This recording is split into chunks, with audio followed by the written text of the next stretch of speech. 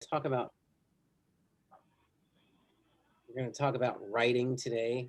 It's a kind of a longer PowerPoint with some very important stuff and some other stuff that's really great to know, but might not be on the test. But I'll try to give you the clues as to what's I really want you to remember and what is less important. But I'm not always great at that, so memorize it all. All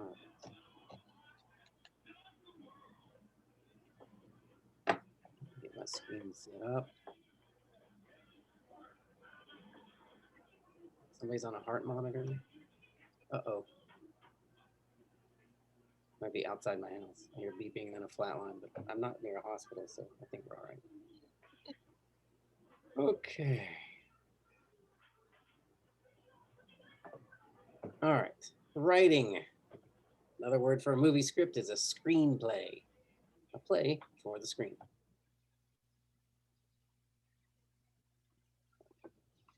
Writer directors, as I like to say, the auteurs. Sergei Eisenstein, way back in the 1920s. Ingmar Bergman, D.W. Griffith, Charlie Chaplin wrote and directed and starred in.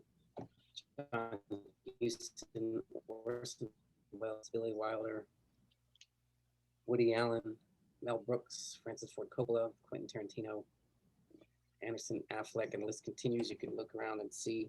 And as I mentioned with the auteur theory, that if you write it and direct it, you're really in control of it, and that is your baby, and you can't blame anyone else, whether it's successful or a failure.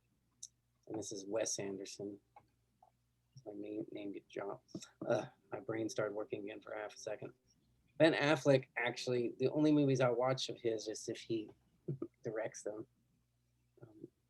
Gone Girl and The Town are excellent movies. Just gives me respect for him, where some movies make me question respect for him. But anyway, we move on.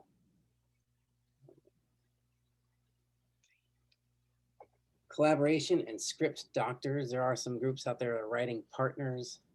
Coen brothers. Wes Anderson likes to work with Owen Wilson, the Farrelly brothers.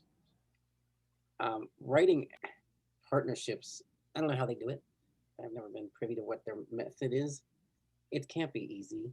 You have to have your roles. You have to say who gets to say, okay, this is exactly the way the line's going to be, and I have the final word on that, and things like that. So it could be very problematic, I would think. There might be some big arguments depending on the roles that are being assumed by the individuals. Writing as a team is wonderful, but also frustrating. And you just have to put someone in charge and say, okay, this person has the final say in this subject matter or this section of the script. But certainly people are doing it successfully, and there are others out there now. Script doctors or specialists. Usually these people specialize in one thing or another. They specialize in structure. Someone comes to them and says, I have a script, the story's good, the characters are good, but then we need to work on the structure. We need to make this a little more 3-act friendly or Hollywood friendly, or we need to punch up certain areas because there's a lull as we go through. The pacing's not good, things like that. You can change. Dialogue, some experts can come in and make dialogue more natural, more humorous, more dramatic, whatever they're looking for. Certainly people can come in and add comedy to it and make it more humorous. Atmosphere or description to make it leap off the page more, or to give it more character, and not in terms of the actors' characters, but in terms of the feel, the mood of the whole thing. And people can come in and make characters stronger, better, weirder, funnier, maybe. So that's what we call script doctors, who come in once the script's pretty much set to be done, be produced, and they say, but we need to make it better. And they might call people who are experts at certain aspects of script writing. Questions or comments?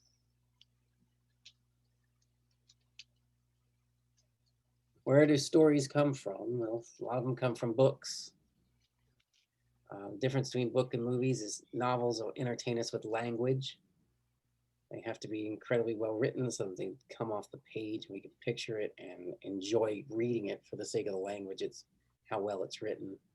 Movies are going to entertain us with images and action, which makes it a little easier for script writers. Although, if you're going to sell a script, it ought to leap off the page. It ought to be fun and easy to read as well. Scripts are more like blueprints to movies. Leave out the photography, the acting, how the action is going to be done, and the sound design. And it's just basically the nuts and bolts. This is the situation, this is the location, this is what's going to be said. And this is what they're going to do. And then how they do it is interpreted by the director, the actors, how it's going to be photographed by the cinematographer and the director, and all the other artists who join in production to make it into a movie. Novelizations are books that are written from movies. The movie comes first and then they write a book, which doesn't happen all that often, but it does happen. Star Wars has been written as a book. I think there are some others, but I can't think of them. And now, where do the stories come from? Origins of material. Originals, it's the first time the plot and the characters are created, what we call original screenplay. You notice at the Academy Awards and other awards, there's Best Original Screenplay and Best Adapted Screenplay. Adapted ones are changed from another medium into movies, like books or plays. If you take Shakespeare and make a play out of it, make a movie out of it, it's an adaptation. Most of the things we see seem to come from books. Gone Girl was a book. Shawshank was a book. So many of them were books before they became movies. And then what Hollywood really discovered in the 2000s as another way to make money is remakes. We were talking about Overboard, which was remade recently, reversing the gender roles of who falls overboard and gets quote unquote abducted into a new family because they have amnesia. Copied from the same medium but altered, modernized, changed. In the 2000s, we had a lot of TV shows made into movies, Dukes of Hazzard, Starsky and Hutch, and many others. Nowadays, all those comic books, most of those comic book stories, those superhero movies are coming from the comics. The story actually, in many of them, you probably know this better than I do, where that original story came from, what era of that comic book that they're pulling the latest and greatest Batman or Avengers tale. Any questions or comments?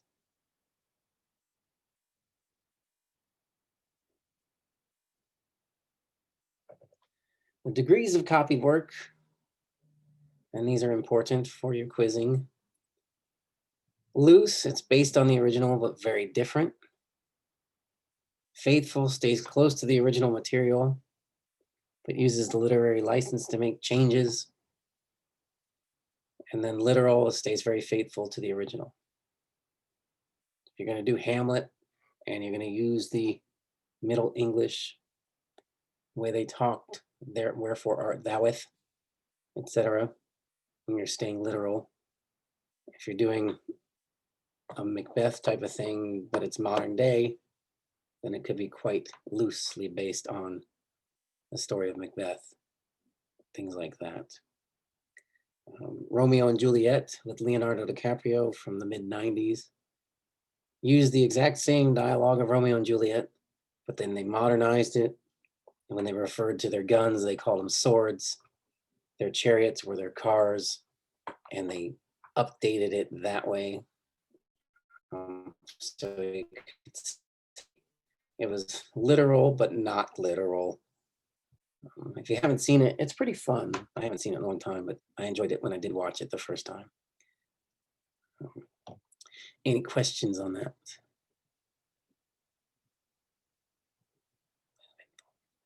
All right, script terms.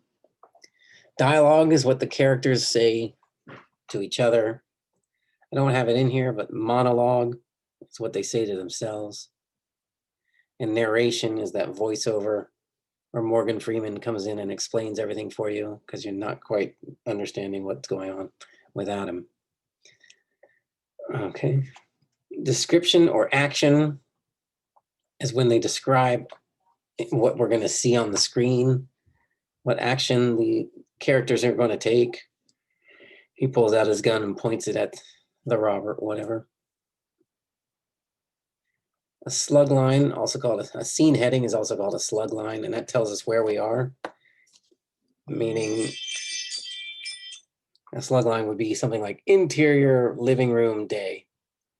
And every scene has a scene heading, and means every scene starts off with exterior driveway night, interior living room night, exterior parking garage day, exterior beach day, or whatever.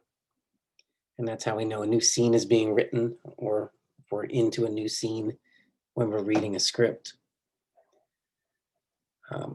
Foreshadowing, it's when we allude to something that will happen later on in the story.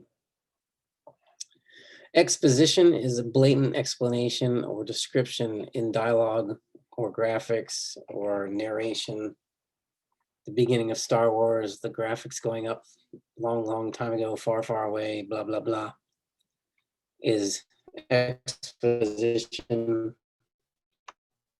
And it is a staple of all Star Wars films, but generally completely unnecessary. And I don't read fast enough to get through it anyway. So thank goodness you can understand the story without reading all that exposition at the beginning.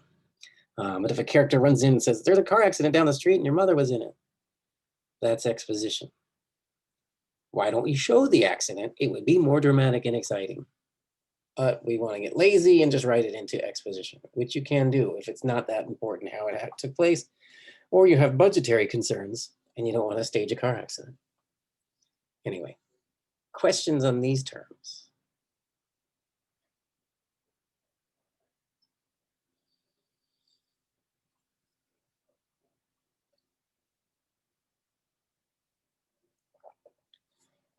Characters are people of action.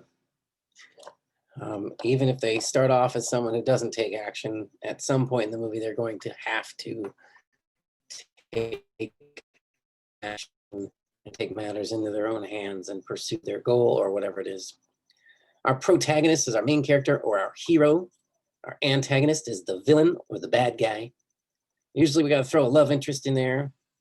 And then supporting roles as friend, buddy, comic relief, which could be all the same.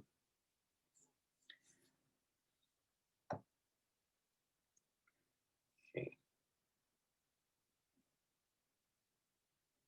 Let me skip this for a second. All right.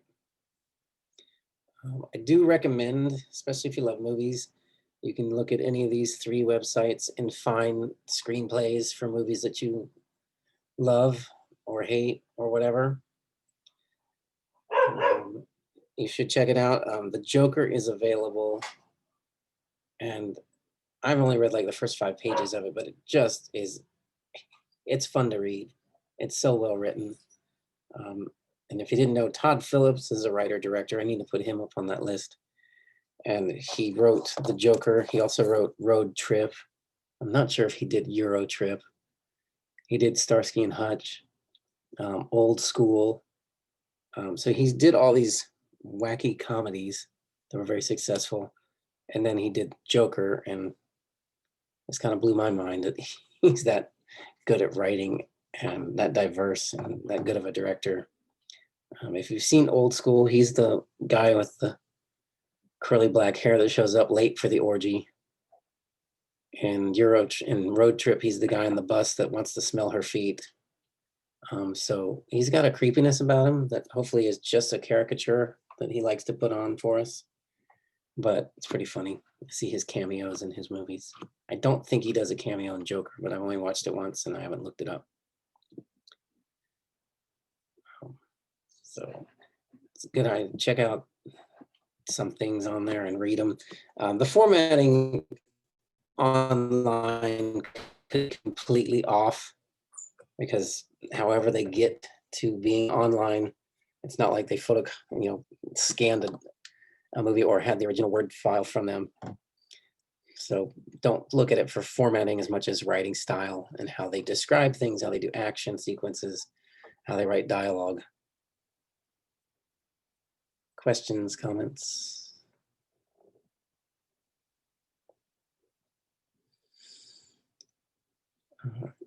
Figurative techniques in writing a motif.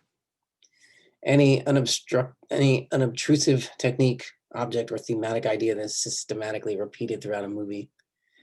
In the sound segment of course, we talked about the leitmotif or musical motif. So that is one way we cue us into a theme or a character that's coming on the screen. The Emperor's March to represent Darth Vader and things like that. In the Clint Eastwood movie, The Outlaw Josey Wales, anything he has disdain for, he usually spits a big wad of tobacco on it at the end of the scene. And it's one of the things you notice over and over as he keeps killing people and spitting on them. Aside from that, it's a great movie. And actually that doesn't hurt the movie as much as Sandra Locke whining the whole time. But you can get over that too. It's a good role for her. Maybe she's too good at it.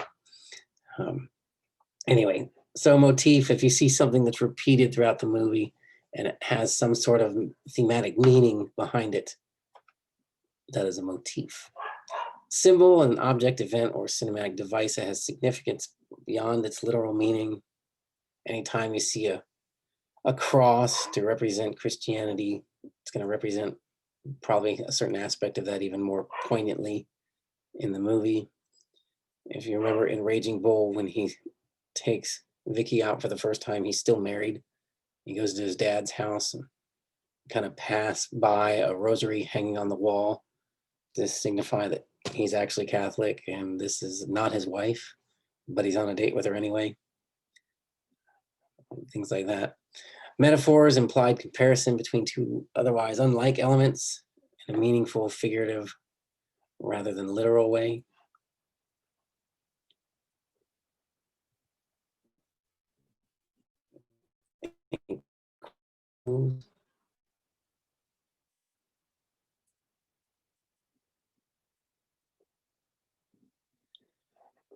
An allegory is a symbolic technique where the stylized character or situation represents an obvious idea, such as death or the Grim Reaper, religion, justice. Sometimes the entire movie is an allegory. Oh, Brother, Where Art Thou is supposed to be an allegory of the and, the sirens lure them into the baptism. The Cyclops is John Goodman's character, and all the other allegory techniques they use in that movie by the Coen brothers. If you haven't seen Oh Brother, Where Art Thou, that's a really good Coen brother movie. An allusion is a reference to an event, person, or work of art that is well known. An homage is a more overt tribute or reference to another movie, scene, or shot. They're tipping their hat to the director. If you look at the staircase scene in The Untouchables, it's basically an homage to Sergei Eisenstein's scene, The Odessa Steps in Potemkin, where there's a baby in a baby carriage, a gunfight, and the baby carriage starts going down the stairs with nobody holding on to it. Any questions or comments?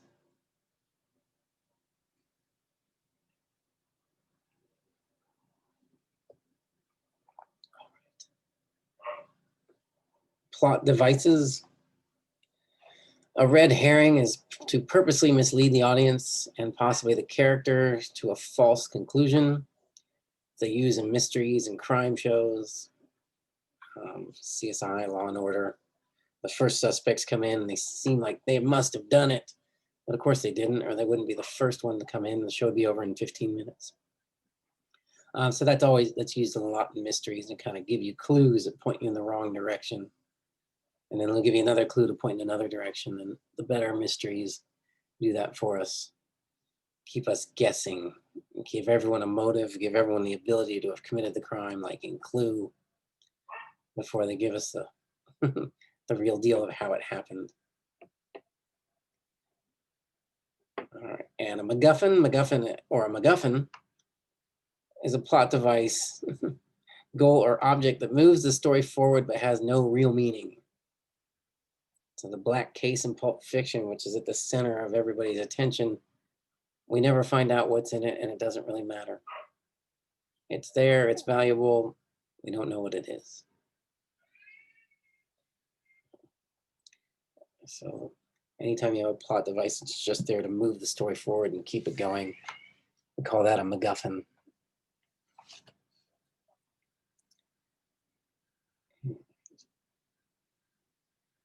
Any questions on that before we talk about the 3-act structure of the Hollywood screenplay?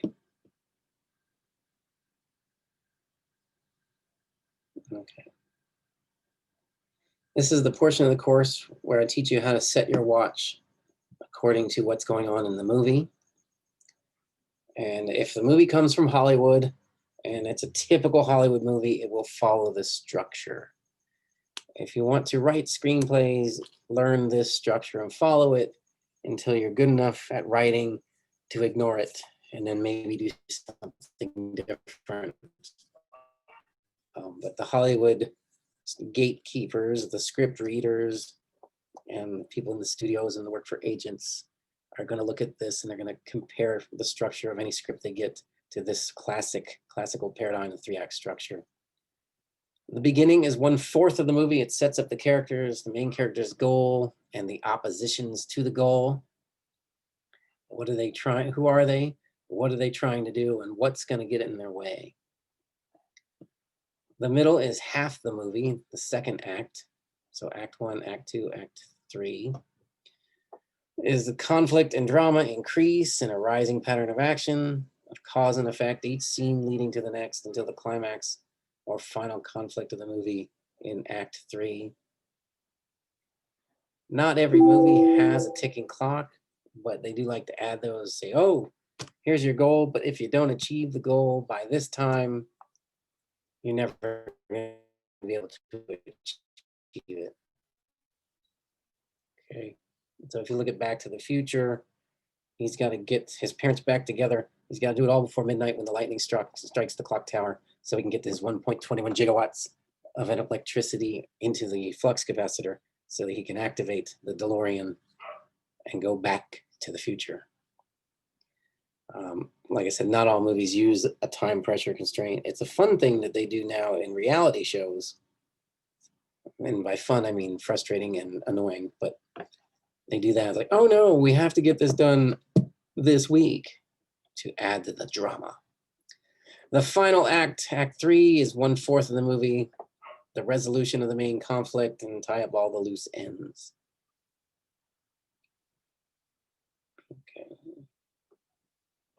So just to rehash this because it is important. Act 1 is the beginning. The setup sets up all the characters, the goals, the type of movie it is, if it's a comedy, if it's a drama, when and where of it. All those important things. And pretty much by the end of Act 1, which is going to be 25 to 30 pages, if you have a 120 or 2-hour movie, 120 minutes, basically it breaks down to 30, 60, and 30, roughly. It's an art form. We're doing paint by numbers with an art form, so things are getting fudged here and there. But basically, 1/4 of the movie, or 30 minutes, half of the movie, 60 minutes, the other 1/4 of the movie, the last 30 minutes of it, in a 2-hour movie, which should be 120 pages, roughly, of screenplay. Questions?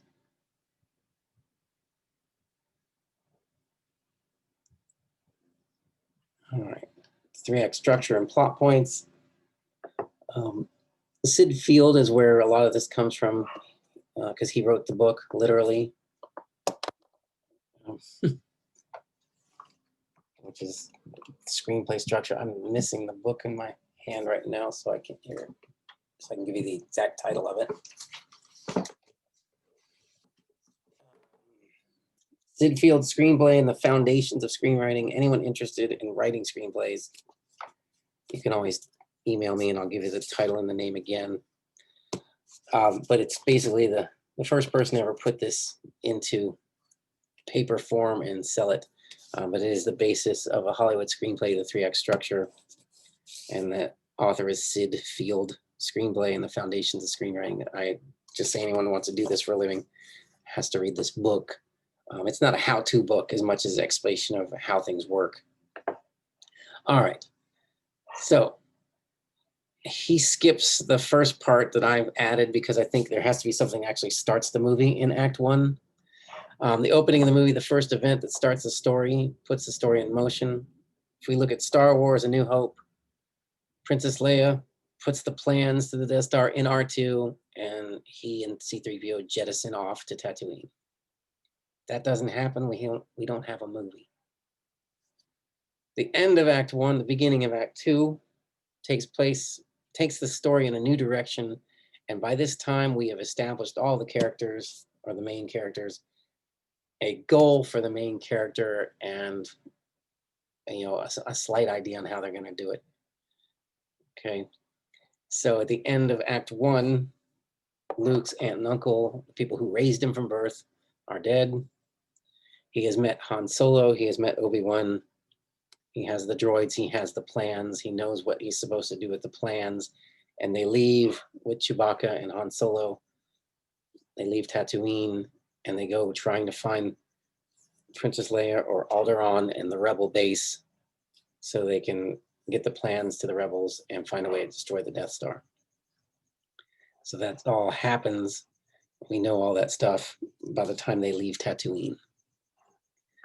The midpoint is an exciting action in the middle of Act 2. This is based on the theory that we get bored after 25, 30 minutes and we have to have something exciting happen. Pretty much the shootout in the detention chamber center where they rescue Princess Leia is about the midpoint of Star Wars.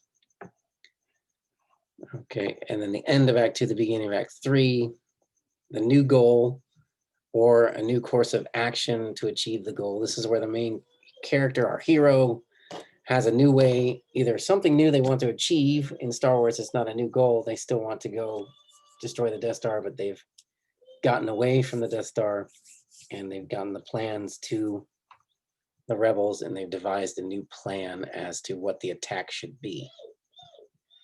Okay, and then we know we're in Act 3 when they launch the TIE fighters, the X-Wings, and the red leaders and the blue leaders and whatever continue to go fight to destroy the Death Star. Questions about that?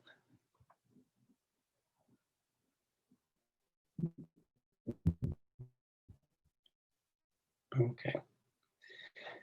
Our main character, almost always, has a goal. What are they trying to do? They have motivation to achieve it because the evil empire is horrible and they need to be destroyed.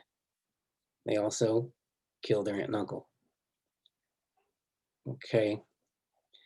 Now, so goal, motivation for it. The main character is almost always the main characters, but in Star Wars, of course, it's not. And of course, in Back to the Future, it's not the main character either, who has a need. So need is what will actually make them happy or make them a better person. Their goal, they are consciously going after. Their need is what the audience is sitting there going, would you please fix yourself? You have a flaw. Here's a perfect opportunity for you to grow and become a better person. And that is their need. Arcing is when they actually achieve their need. In romantic comedies, usually the goal disappears entirely and is replaced by a goal that fulfills that need, like falling in love with the right person instead of the wrong person, which the audience has known since probably midway through Act 1. But the main character figures it out, at the beginning of Act 3 when it's almost too late. Okay, so who arcs in Star Wars? Whose character grows and becomes a better person at the end? Han Solo. Han Solo, exactly. What is Han Solo's need? What is his flaw?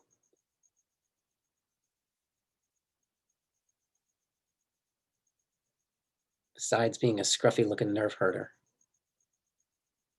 Who's scruffy looking? Anyway, he's go I'd ahead. say his pride. His pride. He's definitely a prideful one. He's also, does he care about anybody? Does he care about the rebel cause? He doesn't even act like he cares about Chewbacca that much sometimes. He's pretty selfish. Yeah. He just wants his money to save his own hide. And what's he do at the end?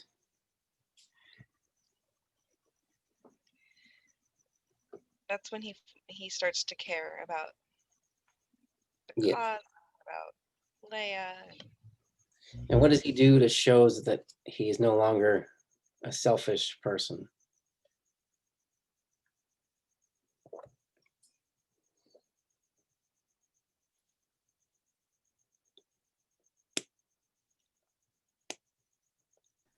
Are we talking about just like 4, 5, 6, 1, 2, 3, or do you mean like? We're talking just about 4. Okay, just 4. Just a new. Doesn't he get frozen? Like That's in 5. I haven't watched them Yeah, in a no, see- while. Don't mind me. He comes out of nowhere, shoots Darth Vader's TIE fighter, allowing Luke to destroy the Death Star. So basically, he puts his own life in the line of fire for the bigger cause. He had his money. Princess Leia said, "Here's your money, go."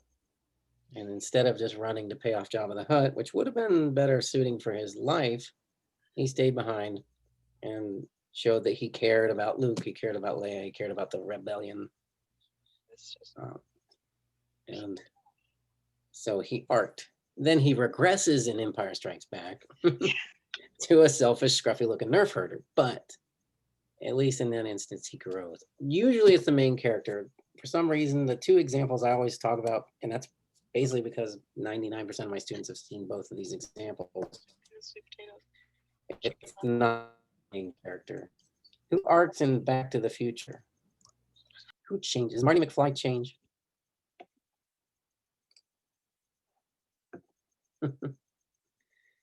Marty McFly is pretty much the same at the end of the movie that it was at the beginning.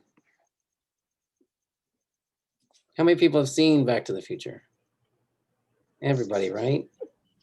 Most of you probably. Right. I have, but I haven't seen it in so long. Yeah. Well, I'll give you a hint. It's his dorky father.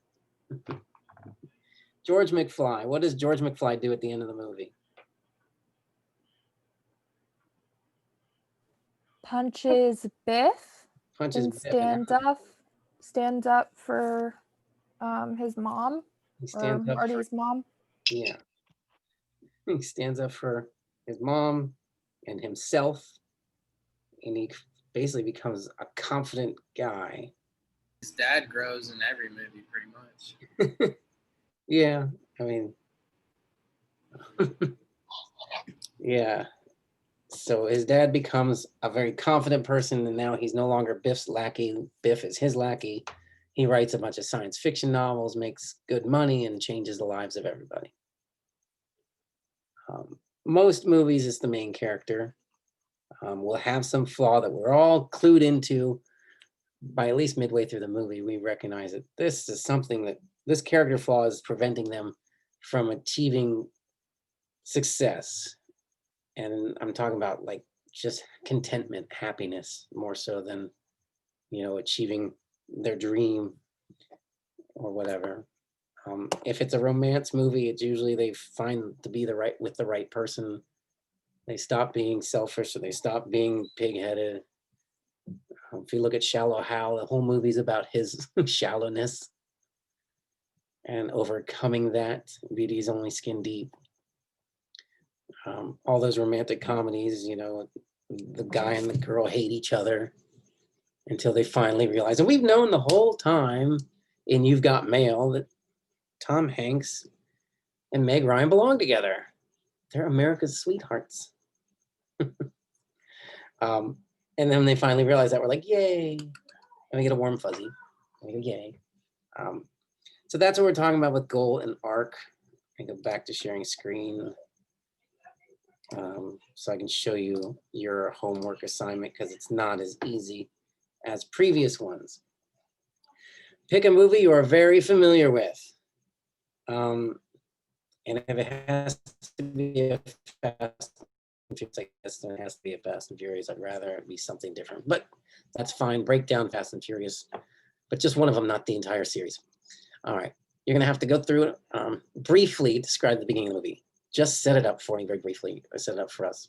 Identify the end of Act 1 and the beginning of Act 2. Okay, when does it change? When do you know officially that this is the goal of the main character and this is the motivation for them and this is how they're going to try and accomplish it? And then you can backtrack to where that change occurred. Note how many minutes. Write down 29 minutes, 32 minutes, 24 minutes. If it's a 90-minute movie, it's going to be around the 25th minute mark. If it's a 2-hour movie, it's going to be around the 30-minute mark. But it could be a few minutes early, a few minutes late. But there'll be a scene, something big happens, and it changes the direction of the story. Explain how the story and the main character's goal change at this point. What was it before, and what happened to change the goal? And what was the goal now in Act? What's the goal in Act 2 if it changes? Note what the goal is. Okay. Find the midpoint in the movie. And this is what I'm saying. You can look at your watch and say, I'm an hour into a 2-hour movie. Which one of these scenes is the big midpoint scene? Identify that midpoint scene, how many minutes into the movie, briefly discuss the action and the importance of the action in reference to the story.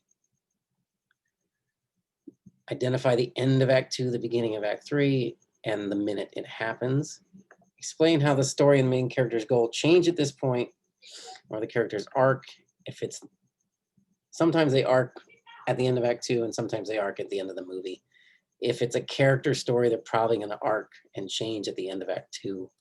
Romantic comedy or romance melodramas often change then, but not always.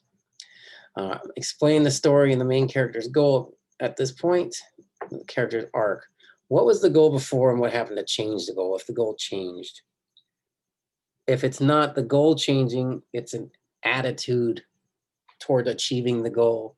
If it's someone who never accepted help from people who are trying to help them, then generally they'll figure out that if they don't accept help from friends, they're never going to be successful. Things like that is what we're talking about. What is the new goal, or how are they going about the goal that was different from before? How did they show that the character has arced? Briefly summarize the ending and be sure to note the TRT or total running time. How long is the movie? Is it 93 minutes? Is it, I mean, you can just look at that and tell me how long the movie is from the jacket of the DVD or on the internet. Okay, and then again, once you've posted it, read through some of your fellow students' posts and reply to it. And this is where practicing this will, well, a lot of times it makes movies much more predictable, and I apologize for that. But it does give you some real insight into the structure of movies and how Hollywood does it. If you look at the movie Life is Beautiful, which was Italian, it didn't come from Hollywood. It's 2 acts, split right down the middle. We have a romantic comedy, then we have how do I keep my son's innocence and happiness going while living in a concentration camp in Nazi Germany or Nazi Italy, wherever they were supposed to be. Any questions? All right. I'm going to stop recording now.